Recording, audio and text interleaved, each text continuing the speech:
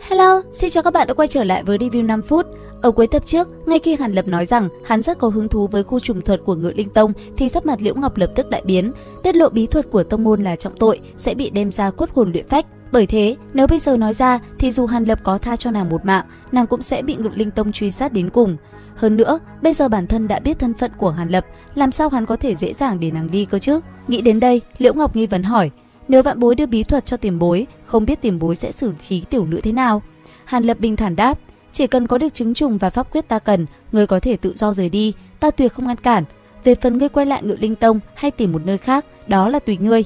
Thiên hạ rộng lớn, lẽ nào không có chỗ cho ngươi dung thân? Suy tư một lát, Liễu Ngọc liền lấy lại được vẻ bình tĩnh, nàng nhìn thẳng vào mắt Hàn Lập rồi chậm rãi nói: tiểu nữ muốn bái vào môn hạ tiền bối, làm đệ tử của tiền bối. Nước đi này khiến Hàn Lập cũng phải bất ngờ. Rõ ràng, đây là một cách thông minh vẹn cả đôi đường. Chỉ khi Liễu Ngọc trở thành người của hắn, được hắn che chở, nàng mới có thể không kiêng dè mà giao ra công pháp. Nếu không, kết cục chỉ có một mà thôi. Hơn nữa, cô nàng cũng nói cho Hàn Lập biết mình chưa từng bái sư trong tông môn và gia tộc cũng không còn ai, nên việc này hoàn toàn không có trở ngại. Sau một hồi suy tính, Hàn Lập rốt cuộc cũng đồng ý, nhưng đi kèm với đó là 3 điều kiện. Thứ nhất, hắn sẽ hạ cấm thần thuật lên người nàng. Thứ hai, nàng chỉ là ký danh đệ tử, hắn sẽ không chỉ điểm tu luyện nhiều. Và cuối cùng, Liễu Ngọc phải gia nhập Lạc Vân Tông và tự tu luyện. Nghe xong, cô nàng không chút do dự, lập tức đồng ý tất cả. Mạng sống được giữ lại là may mắn lắm rồi. Ngay khi Liễu Ngọc rời đi, Ngân Nguyệt liền hiện ra. Nàng thắc mắc, tại sao Hàn Lập không dùng siêu hồn thuật cho nhanh mà lại phải nhận đệ tử làm gì cho phiền phức. Lúc bấy giờ, Hàn Lập mới tiết lộ kế hoạch thực sự của mình. Lý do thứ nhất, đám lục dực xương công cực kỳ quan trọng, hàn khí của chúng có thể giúp hắn rút ngắn thời gian luyện hóa Kiểm Lam băng diễm từ 200 năm xuống rất nhiều. Kinh khủng hơn nữa, hắn đã vô tình phát hiện ra khi dung hợp hàn khí với băng diễm, nó sẽ tạo ra một loại ma diễm màu tím mới, có uy lực không hề thua kém Tu La Thánh Hỏa của Huyền Cốt Lão Ma. Đây là một con át chủ bài cực mạnh. Lý do thứ hai, đây là một kế hoạch cần chuẩn bị trong thời gian dài. Hắn nhận ra rằng nếu đơn thương độc mã thì không đủ lực, cũng sẽ gặp nhiều bất tiện và nguy hiểm. Ít nhất là tin tức sẽ bị bế tắc, không thể nắm bắt những tình báo hữu dụng. Ví như chuyện 2 năm sau Ngũ Quốc tổ chức đại hội giao dịch, cũng không ai chủ động báo cho hắn biết. Dù có lẽ đến lúc đó hai vị trưởng lão sẽ thông báo, nhưng như vậy sẽ không thể chuẩn bị tốt được. Mà Liễu Ngọc tuy tu vi không cao nhưng không giống kiểu người chỉ biết khổ tu. Sau khi vào Lạc Vân Tông, không cần hắn ra lệnh, có lẽ nàng cũng sẽ tự tìm cách thích nghi và phát triển. Hơn nữa, giờ đã an định ở Lạc Vân Tông, hắn cần bồi dưỡng thế lực của riêng mình. Liễu Ngọc lại là một người thông minh và có khả năng, lại bị hạ cấm chế nên tuyệt đối trung thành. Đây chính là bước đầu tiên hoàn hảo để xây dựng thế lực. Vậy là mọi chuyện diễn ra nhanh chóng. Hàn Lập giới thiệu Liễu Ngọc, lúc này đã đổi tên thành Liễu Mi, gia nhập Lạc Vân Tông. Hắn còn hào phóng ban cho cô nàng 2 kiện pháp bảo và đan dược, khiến Liễu Mi vừa vui mừng vừa cảm kích, hoàn toàn dẹp bỏ sự miễn cưỡng ban đầu. Đổi lại, cô nàng cũng ngoan ngoãn giao ra khu trùng thuật và đám lục dực xương công.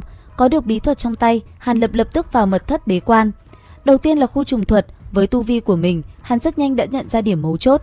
Bí thuật này khiến hắn mở rộng tầm mắt, đặc biệt là pháp quyết trùng giáp thuật. Chỉ sau hơn 1 tháng, hắn đã luyện thành công, có thể điều khiển hàng ngàn con phệ kim trùng, ngưng tụ thành một bộ chiến giáp 3 màu cực kỳ kiên cố. Không chỉ vậy, lực phòng ngự cũng tăng lên một tầm cao mới. Tiếp theo, hắn nghiên cứu đến Huyền Mẫu Hóa Anh Đại Pháp. Công pháp này thực sự là một thần thông nghịch thiên, cho phép người tu luyện tạo ra một nguyên anh thứ hai độc lập hoàn toàn. Nếu thành công, hắn có thể dùng nguyên anh này để đoạt xá một cơ thể khác, tạo ra một hóa thân tương đương như một bản thể thứ hai của mình. Dù chủ thể có bị tiêu diệt, chỉ cần hóa thân còn sống, Hàn Lập vẫn sẽ tồn tại. Về cơ bản, điều này đồng nghĩa với việc Hàn Lão Ma sẽ có thêm một mạng nữa. Tuy nhiên, sự hưng phấn của Hàn Lập nhanh chóng bị dội một gáo nước lạnh khi đọc đến các điều kiện và nguy hiểm của công pháp. Việc tu luyện cực kỳ gian nan và rủi ro.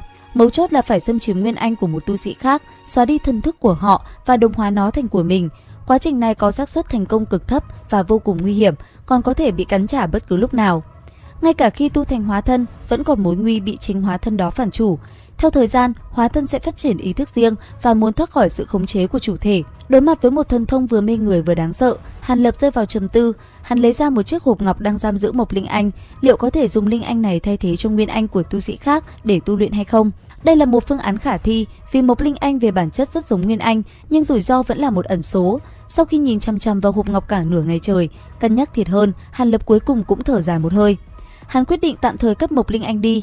Chớp mắt, hắn sẽ không mạo hiểm tu luyện ngay lập tức mà chìm sâu vào nghiên cứu, tìm hiểu triệt để khẩu quyết của Huyền Mẫu Hóa Anh Đại Pháp trước khi đưa ra quyết định cuối cùng.